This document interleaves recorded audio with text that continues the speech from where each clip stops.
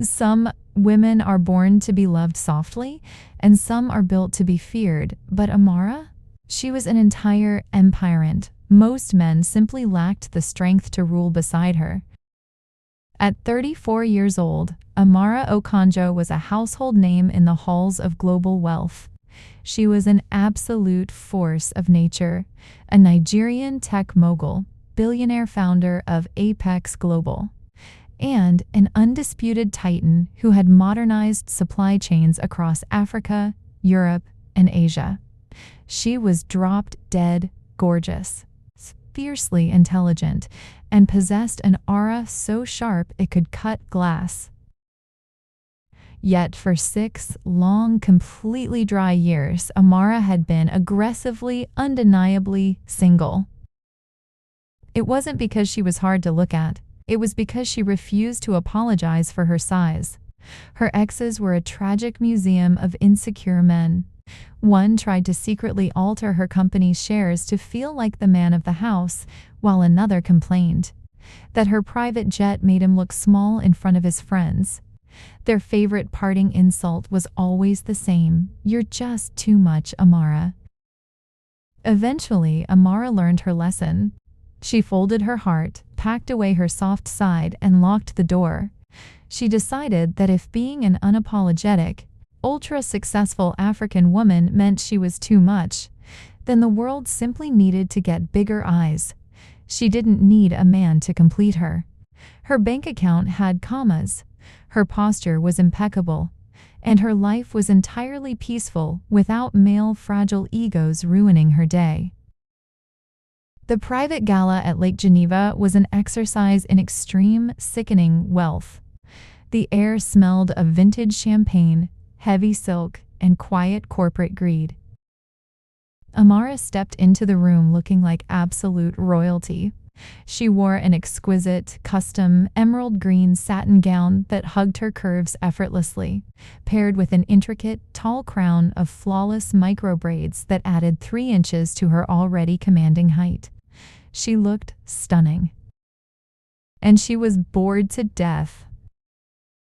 Knowing the routine of these events, Amara immediately dodged the hovering gaze of desperate bachelors, tech brothers, and European lords looking for an heiress. "Not tonight," she murmured to herself, taking a glass of chilled Dom Perignon from a passing waiter's tray. She retreated to the farthest, quietest corner of the Venua raised lounge area by the floor-to-ceiling glass balconies overlooking the lake. She leaned back against a plush velvet sofa, crossed her long legs, took a slow sip of her wine, and proceeded to mind her own absolute business, quietly enjoying the view and watching the upper-crust crowd make fools of themselves. She didn't come to hunt, she came to observe. 10 minutes into the party, the temperature in the main hall dropped 5 degrees. The heavy oak double doors swung open and the hum of conversation glitched. Security guards straightened their backs. High-ranking diplomats quietly cleared a path. Walking into the room was Kung Ji-hoon. To the world, Ji-hoon was the low-profile, insanely powerful chairman of GMCong Logistics, a South Korean shipping giant. To the underground, he was the terrifying, brilliant head of the GMCong syndicate, the Korean Mafia boss whose word was law from Seoul to Hamburg. He was tall, broad-shouldered, clad in a razor-sharp, bespoke charcoal suit, carrying an aura of quiet, deadly authority. At first, Ji-hoon didn't notice a thing. He was flanked by his stone-faced right-hand man, Min-jun. Ji-hoon accepted a crystal tumbler of scotch from a server, exchanged 2 polite, icy nods with a German ambassador, and engaged in a brief, dry conversation about shipping routes. He was fully prepared to leave within 20 minutes. It happened while he was listening to an Italian billionaire drone on about real estate. Ji-hoon's sharp, trained eyes, constantly scanning the room out of sheer survival instinct, cut across the floor to the dimly lit balcony corner. And then his gaze locked. Amara was sitting on the dark velvet sofa, her chin resting on her hand, casually watching the room with a look of pure, unbothered superiority. The dim chandelier light hit the deep chocolate of her skin and the brilliant green of her gown like a masterpiece hanging in an empty museum. Jihun stopped mid-sentence. He actually froze. "Boss?" Minjun whispered in low Korean, sensing the sudden pause. "Is there a threat?"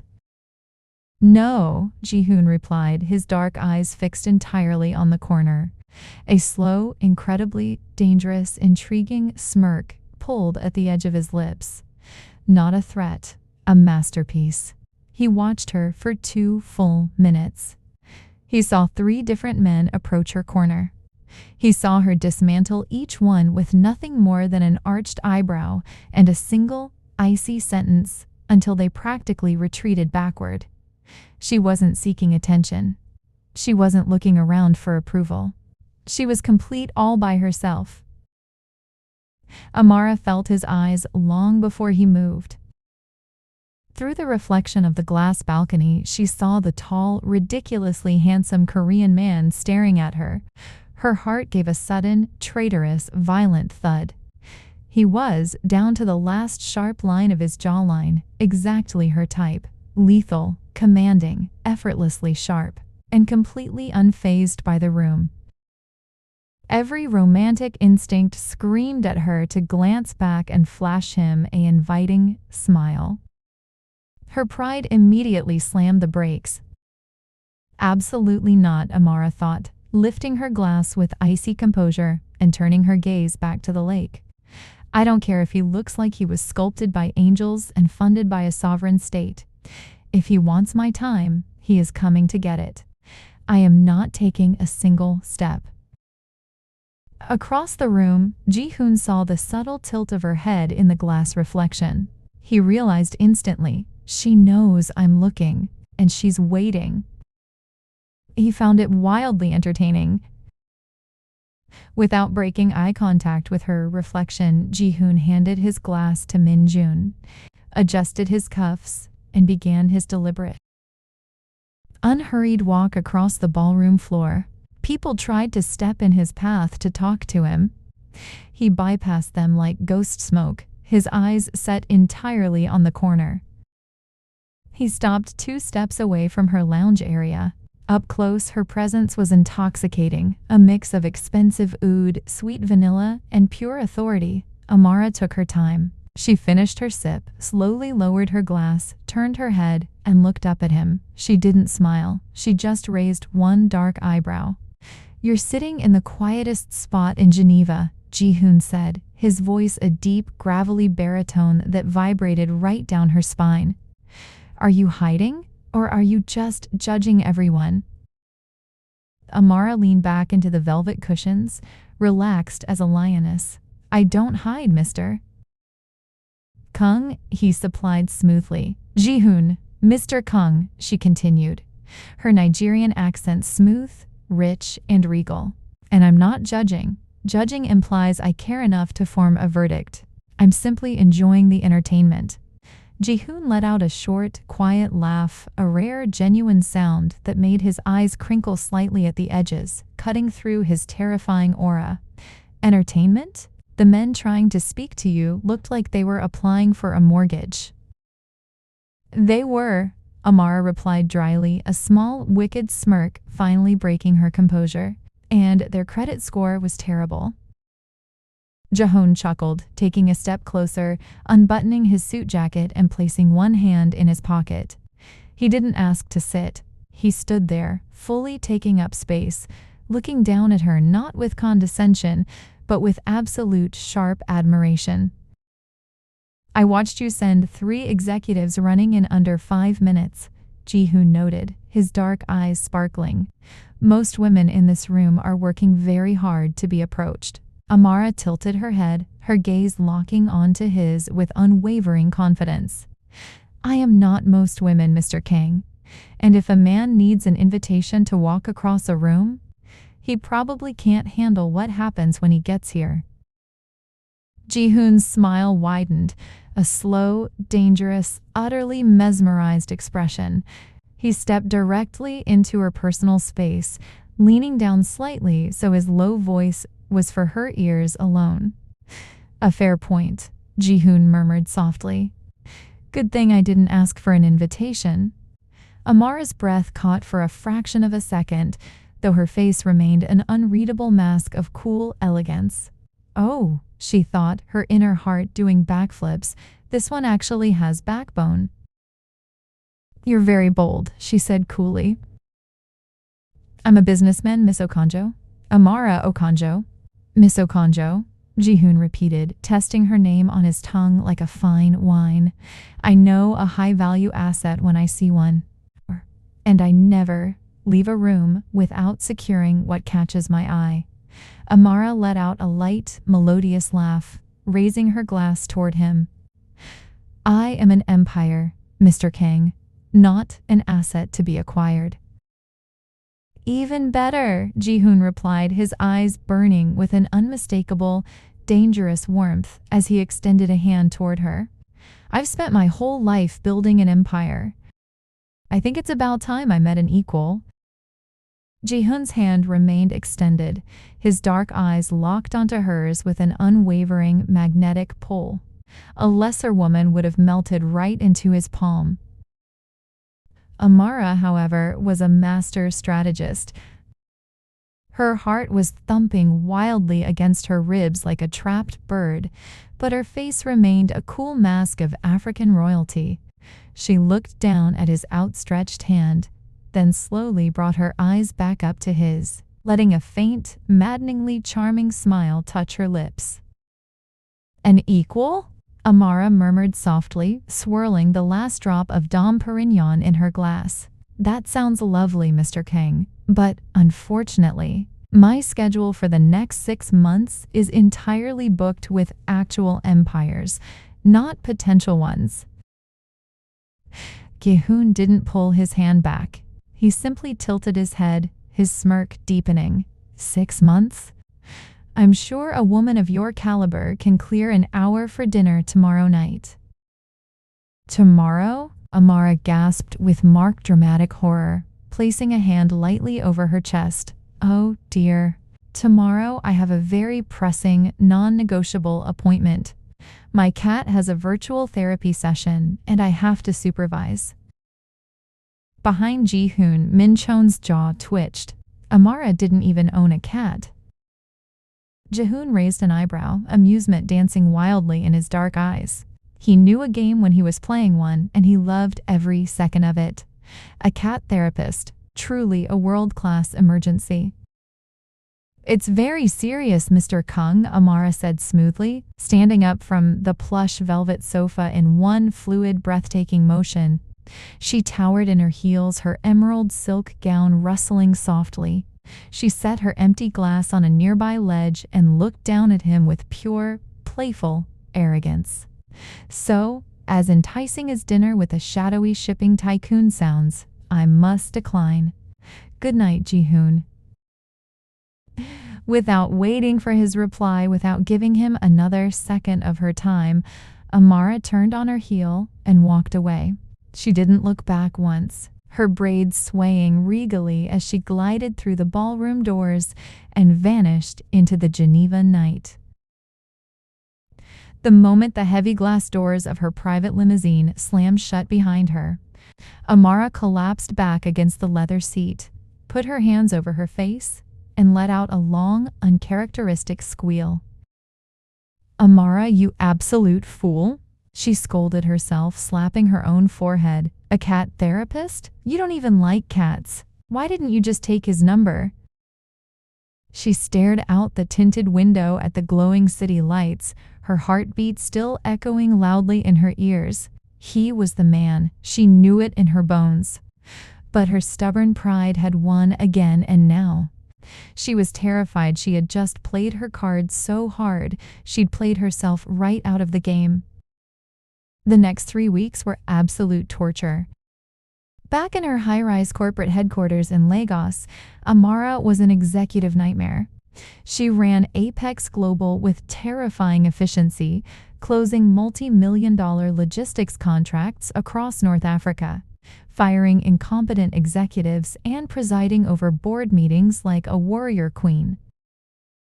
But behind closed doors in her penthouse office, she was losing her mind.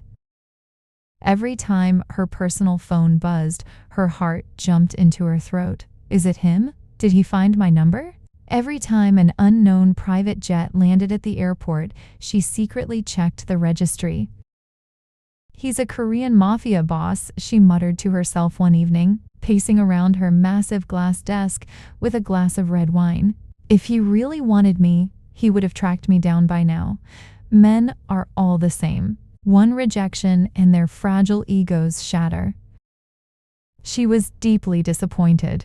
For 3 weeks, she convinced herself that she had made a massive mistake, that she was destined to be alone with her billions forever. She had no idea that Ji-hoon was simply letting the trap set itself. On a rainy Thursday afternoon, Amara was in the middle of a high-stakes board presentation. 20 male directors were sitting around her mahogany table, arguing loudly over supply chain tariffs in East Africa. Amara was leaning back in her leather executive chair, resting her chin on her hand, looking entirely bored. Suddenly, the heavy double doors of the boardroom swung open. Her chief security officer, a 6'4" former military operative, was walking backward into the room, his hands up in a gesture of surrender. Behind him stepped 4 towering men in tailor-made charcoal suits, their postures stiff, dangerous, and carrying weapons beneath their coats that nobody dared ask about. The entire boardroom fell dead silent. The directors gasped, scrambling back in their chairs. And then, walking through the center of the armed escort, wearing an immaculate navy pinstripe suit with a dark silk tie, came Kang Ji-hoon. Amara's pen froze in her hand. Her heart did a violent, soaring backflip, but she instantly slammed her expression into a cool, dangerous glare. Ji-hoon walked straight down the center of the boardroom like he owned the building. He ignored the trembling directors entirely, stopping right at the head of the table where Amara sat. "What is the meaning of this, Mr. King?" Amara asked, her voice rich, steady, and dripping with authoritative silk. "You are interrupting a billion-dollar board meeting." Ji-hoon looked down at her, a slow, breathtakingly handsome smile spreading across his face. He reached into his inner jacket pocket, making her security guards flinch, and pulled out a single, exquisite black envelope sealed with gold wax. He laid it gently on the table in front of her. "I called your cat's therapist," Ji-hoon said, his deep baritone carrying effortlessly across the silent room. "She told me your schedule was clear tonight." A few board members blinked in complete confusion. Amara's lips twitched, a fierce, sudden warmth blooming in her chest. "I don't do impromptu meetings, Ji-hoon," she said smoothly, leaning back. "It's not a meeting, Miss Okonjo." "It's an official dinner," Ji-hoon replied, leaning down slightly, placing both hands on her desk, bringing his face dangerously close to hers. His dark eyes burned with absolute, undivided devotion. "I gave you 3 weeks to realize you couldn't get me out of your head. Now, you're coming with me." Amara looked at the gold-sealed envelope, then up into the eyes of a man who wasn't intimidated by her power, her security, or her status. He had flown across continents, bypassed elite security, and stormed her corporate stronghold just to take her to dinner. Slowly, Amara closed her leather folder, stood up, and looked at her bewildered board of directors. "Meeting adjourned," she said softly. She looked back at Ji-hoon, raising a single eyebrow. "You're paying for dinner, Mr. King." "I'm paying for everything," Queen Ji-hoon murmured softly. That dinner marked the beginning of a completely new reality for Amara. For the first time in her life, she didn't have to shrink herself. Ji-hoon didn't feel small when she talked about her wealth, He amplified it. When they sat in private high-end restaurants in Seoul, Paris, and Lagos, he listened to her talk business with genuine fascination. When she was tired, he protected her peace with a terrifying iron efficiency. He didn't want to conquer her kingdom. He wanted to stand guard at its gates. For 2 glorious months, Amara felt what it was like to be truly loved by a man whose presence was as vast as her own. She was no longer too much. With Ji-hoon, she was finally just enough. But a king of the underworld cannot keep a queen in the shadows forever. It happened on a crisp autumn evening in Tokyo, where Ji-hoon had taken Amara for a private celebration after Apex Global secured a massive port deal. They were leaving a high-end, discreet restaurant in the Ginza district, walking toward his armored Maybach under the light rain. Ji-hoon had his arm wrapped firmly around Amara's waist, whispering something in Korean that had her laughing, a rare, light, beautiful sound. Suddenly, Ji-hoon's body went completely rigid. Before Amara could ask what was wrong, Ji-hoon violently grabbed her by the back of her neck, slammed her down behind the door of the Maybach, and covered her body with his own. A deafening volley of automatic gunfire ripped through the quiet street, tearing into the asphalt where they had been standing a second ago. Screams echoed across the block. Min-jun and the security detail instantly drew suppressed weapons, returning fire with lethal, terrifying precision behind the cars. Ji-hoon didn't flinch. He remained pressed over Amara, his broad shoulders shielding her completely from the flying metal and glass. Slowly, Ji-hoon looked down at her. His warm, romantic eyes from seconds ago were completely gone. In their place was the cold, unyielding, psychotic gaze of the Jeomseong Mafia bossa man who lived in blood. "Are you hit?" Ji-hoon demanded, his voice dangerously dark, checking her arms and face with fast, practiced hands. Amara, her heart pounding violently in her throat, looked up at him. She saw a trickle of blood running down his jaw, where a piece of flying glass had grazed him. "I'm fine," Amara breathed out, her instincts kicking into high gear. "Who are they?" Ji-hoon looked over his shoulder as Min-jun dropped an attacker in the alleyway. A dark, terrifying smirk played on his lips. "Rivals," Ji-hoon said softly, turning back to her and gently wiping a stray strand of hair from her face, his touch shockingly soft, despite the chaos around them. "They thought finding my weakness meant they found a gap to kill me." He leaned down, pressing a firm, intense kiss to her forehead, while bullets ricocheted off the armored vehicle frame above them. "They don't realize," Ji-hoon whispered into her skin, his dark eyes ablaze with lethal fury, "that I didn't bring home a weakness. I brought home a war."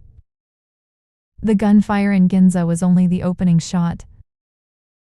Within 48 hours, the war exploded across 3 continents.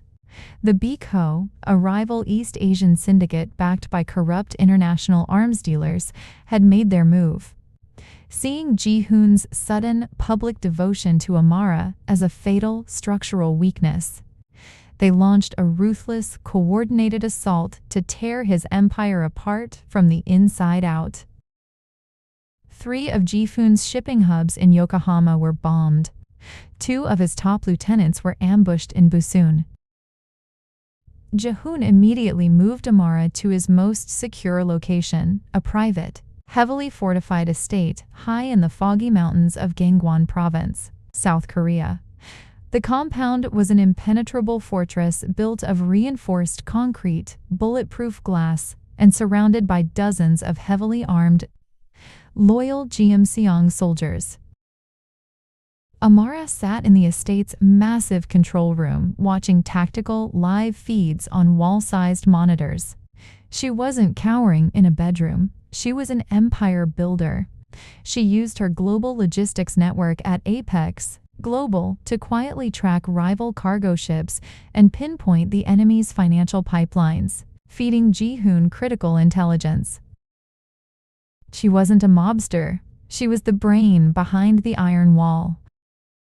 It happened on a stormy midnight hour when the rain lashed against the mountain like thrown gravel. Boom. A thunderous explosion rocked the eastern perimeter wall, shaking the foundation of the estate. The security monitors flickered, suddenly going black one by one as thermal cameras picked up dozens of heavily armed Beako mercenaries breaching the compound under the cover of the storm. They breached the main gate. Minshun's voice barked over the tactical comms. All units fall back to the main house. Protect the chairman. Alarms blared in high-pitched red flashes across the hallways. Automatic gunfire erupted outside, deafening and relentless. In the master's study, Ji-hoon stepped in front of Amara, pulling a heavy tactical rifle from a hidden wall safe. He racked the slide with a cold, terrifying precision. He looked at her, his eyes dark with a mixture of lethal fury and deep, agonizing worry.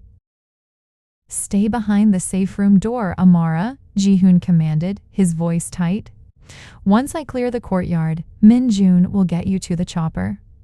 Amara didn't move toward the safe room. She stood her ground in her silk robe, her dark eyes flashing with absolute, fearless resolve. "I am not hiding in a box while you fight outside, Ji-hoon," she said, her voice steady against the roar of gunshots echoing through the courtyard.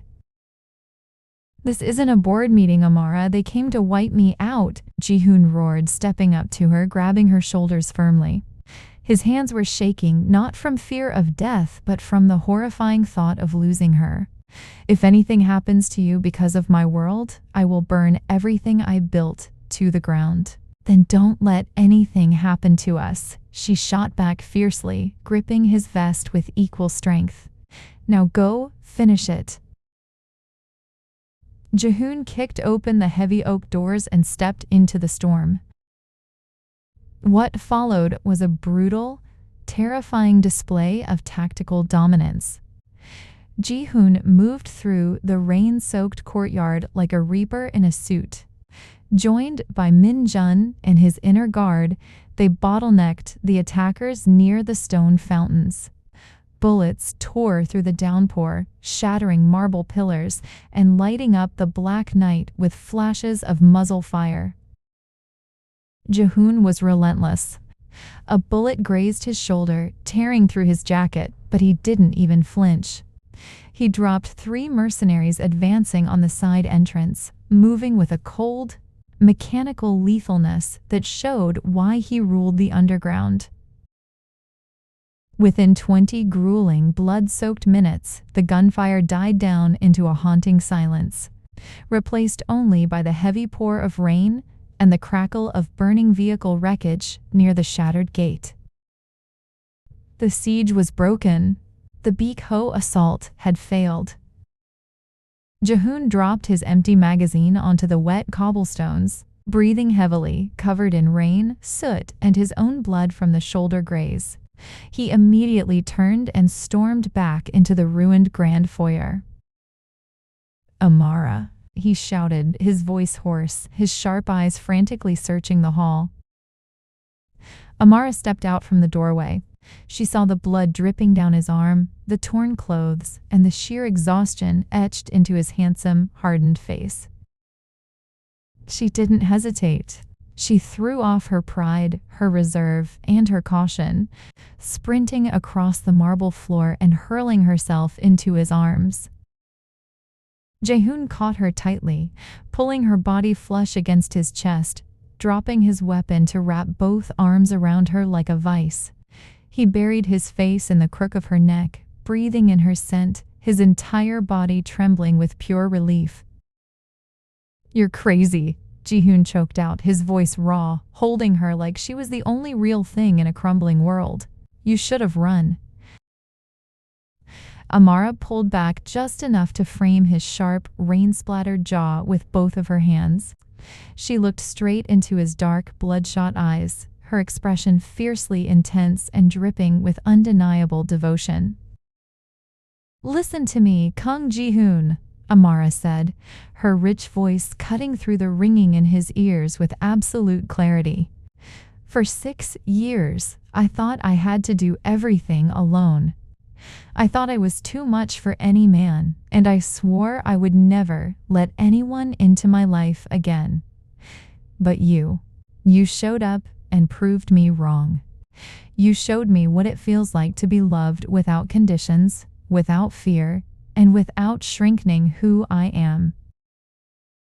Tears welled in her eyes, mixing with the rain, but her voice never wavered. "I am completely, madly in love with you," Amara confessed, her heart laid totally bare, "and I am not going anywhere." Jae-hoon froze, looking at her in stunned, breathtaking awe. "I am not going to grab a gun and become a mafia boss," Amara continued, a soft, tearful smirk breaking through her intense face. "I have a multi-billion-dollar corporate empire to run, and I like my clean hands. But I will use every dollar, every connection, every piece of global intelligence, and every ounce of my brain to guard your back. I am your equal. I am your partner. And I am standing by you as your wife through the blood, through the peace, and through whatever hell tries to come for us next." Ji-hoon looked at the African queen standing in his ruined, blood-stained hallway, unbroken, terrified for him yet fiercely brave, offering him a love that wasn't afraid of his darkness. A deep, emotional breath escaped his chest. Ji-hoon leaned in and kissed her with a fierce, possessive tenderness that silenced the lingering echoes of war around them. It was a seal, a covenant, and a promise. When he finally pulled back, resting his forehead against hers, a rare, breathtakingly beautiful smile touched his blood-dusted lips.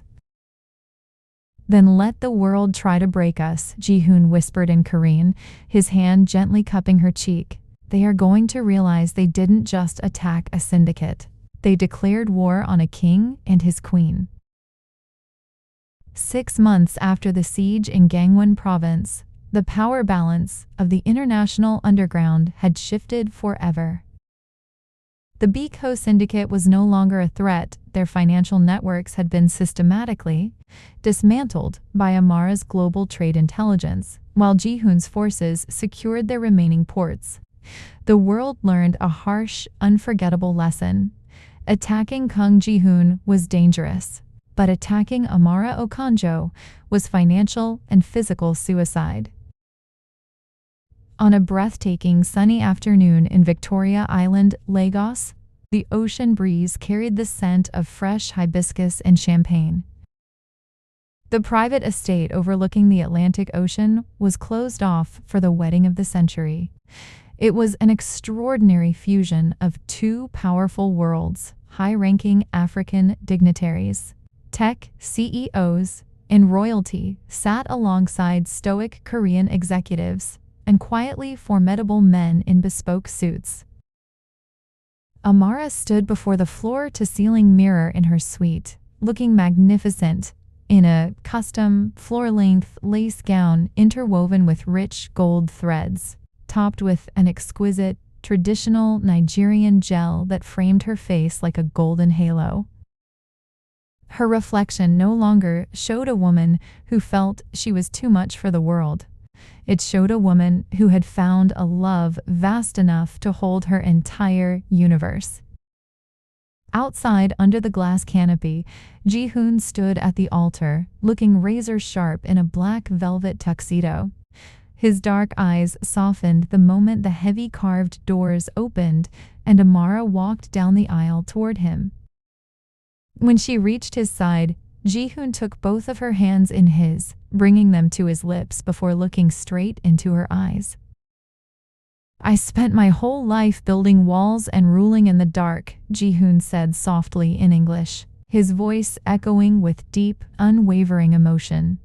"I thought power meant standing alone at the top, But you walked into my life and showed me that true power is having a partner who isn't afraid to stand in the light with you.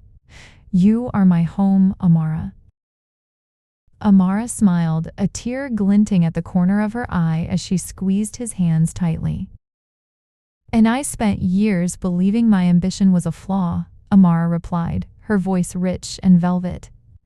"Until I met a man who didn't want to clip my wings, but built an empire just so we could fly higher together. I am yours, Ji-hoon, in peace, in war, and for the rest of our lives." As they were declared husband and wife, the applause erupted across the coastal terrace. Ji-hoon pulled her close, kissing his queen under the warm Lagos sun, a king of the underground and a titan of tech, bound together as absolute equals. That evening, standing on the private deck of their yacht, as it sailed into the calm sunset waters of the Atlantic, Amara leaned back against Ji-hoon's chest, his arms wrapped snugly around her waist, shielding her from the cool evening breeze. "So," Amara murmured playfully, resting her head against his shoulder, "now that the war is won and the wedding is over, what's our next project, CEO Kang?" Ji-hoon chuckled, a low, warm sound that vibrated against her back. He kissed the side of her neck, looking out at the endless horizon. "Whatever you want it to be, Mrs. Kang," he murmured softly. "The world is ours." Amara found a love that matched her strength instead of shrinking it, proving that the right person will never ask you to be less of who you are. If you were in Amara's shoes, would you have taken the leap of faith to trust a man from such a dangerous world, or would you have walked away to protect your peaceful empire? Drop your thoughts below, and let's discuss what you would have done.